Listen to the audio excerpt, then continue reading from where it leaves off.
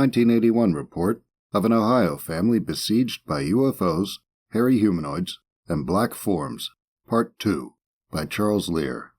In last week's blog, we looked at a highly strange report out of Ohio that involved UFOs, Bigfoot-type creatures, and black forms, all of which reportedly besieged the family of Robert S. in Ohio during the months of June and July in 1981.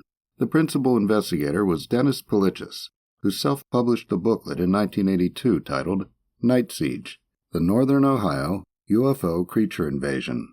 The witnesses, Robert S. and his sons, reportedly shot at black forms and hairy creatures with glowing red eyes, and Pilichis wrote that he saw a ladder leaning up against the house and shotgun shells littering the yard when he arrived, and upon investigation found strange three-toed footprints. This week, we'll look at Pilichis's claim that he witnessed a siege from the roof firsthand, along with investigators who were assisting him, and will share some thoughts on the validity of the case from the researchers involved in the making of the Small Town Monsters, Mysteries and Monsters episode, Sasquatch Night Siege.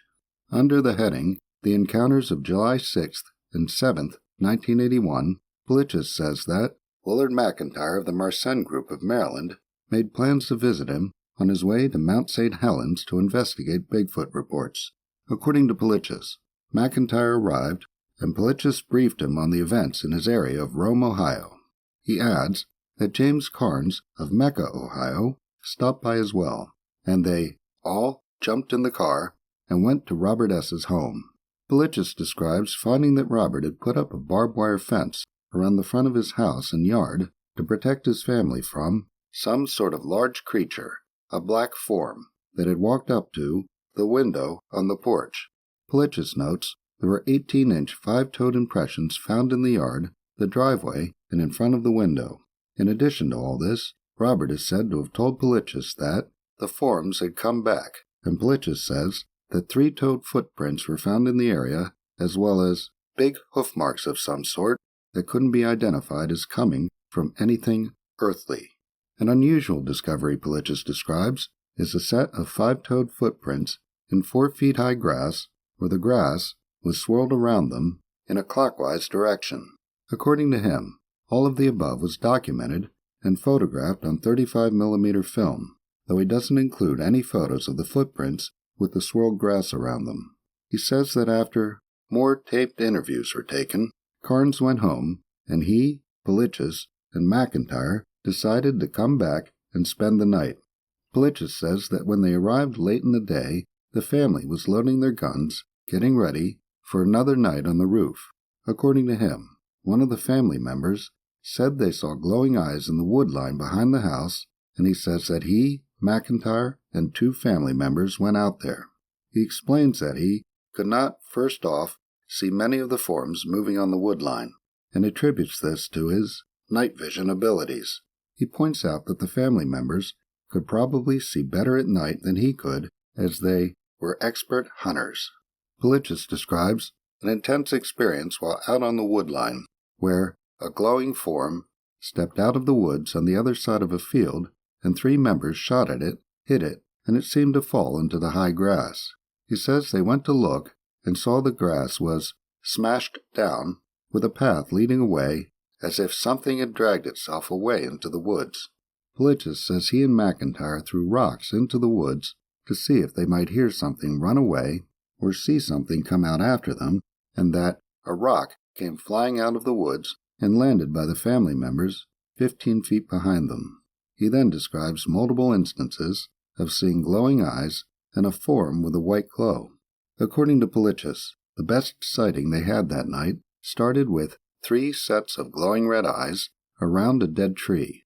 Pilichis describes a 12-feet-tall, black-haired creature stepping out and standing to the left of the tree, and says he caught it in his flashlight beam, and it cast a shadow on the tree trunk. He says everyone fired at it, and that the creature turned sideways with a strange sort of motion, walked out of the beam of light, and seemed unaffected by the shooting. More encounters and shootings are described, including one on August 21st that reportedly involved Pilichis, McIntyre, and Larry Peters, a new addition to the investigation.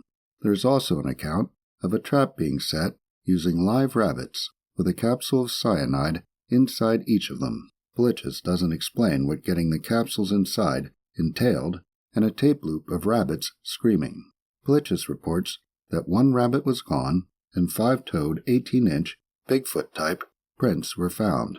While Pilichis' account is highly strange and dramatic, the fact that he presents what he claims are transcribed police reports and has so many named witnesses begs for some follow-up research, as 1981 was recent enough that it would be highly likely the witnesses would still be alive. Supporting the story are transcripts of newspaper articles from the period from the Orwell, Ohio Valley News, presented on the website Sasquatch Chronicles, under the heading Strange Beast Roams in Rome, Ohio. The first article is from the July 1st, 1981 edition, with the same headline as the heading of the posting, and describes a Rome family reporting that it shot a 7 to 9 feet tall black animal that had been showing up repeatedly since the previous Wednesday. According to the article, sheriff deputies weren't able to find the animal, but did find footprints. The family is reported to have said that since the creature first showed up, 4 ducks and some chickens have disappeared. The article in the July 8, 1981 Valley News, headlined Rome's Strange Beast, Is It Fact or Fantasy?, reports that at least 3 area residents spotted what they believe is a 9-foot-tall animal, which walks on its hind legs, Tuesday night in the same area where sheriff's deputies found large footprints a week ago. The last article is from the July 15, 1981 Valley News, headlined Rome's Bigfoot, Fact or Fantasy, and the source of the information is Pilichis. The account here contains many of the same elements as the account in Night Siege, presented in chronological order with dates. In the Small Town Monsters, Mysteries and Monsters episode, Sasquatch Night Siege, the host, Eli Watson, provides background on how he came to know about this story through Andy Matsky, whom he met when both were the youngest Small Town Monsters film crew members, and how Matsky went about trying to verify the story. Matsky talks about how he went to Rome, Ohio, and how he sought to find people and organizations mentioned in Pilichis' booklet.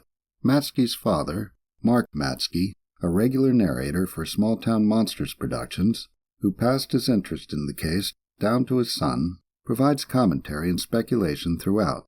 The question of why Pilichis never followed up on the case in the over 40 years before his death is raised by Watson, and Mark Matsky speculates that it was because Pilichis discovered it was a hoax and stayed quiet so he didn't look like a fool. Supporting this is some background on Willard McIntyre. McIntyre is identified by Andy Matsky at around 1 hour in as the person who presented a photo of what he claimed was a burned alien body. It was dubbed the Tomato Man, that was identified as an Air Force pilot by Ron Schaffner, who wrote about it in the article The Tomato Man Revisited, and investigators from the Ohio UFO Investigators League, who noted not only elements of the uniform, but electrical wires and the frame of a pair of aviator glasses in the picture.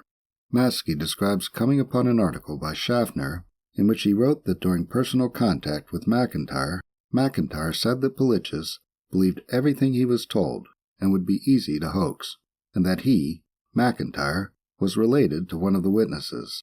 Matsky presents the argument that the whole episode was a hoax, perpetrated on Pilichis by McIntyre with the cooperation of the witnesses who possibly shot blanks. Charles Lear is the author of The Flying Saucer Investigators, available in its 2nd edition at Amazon.com.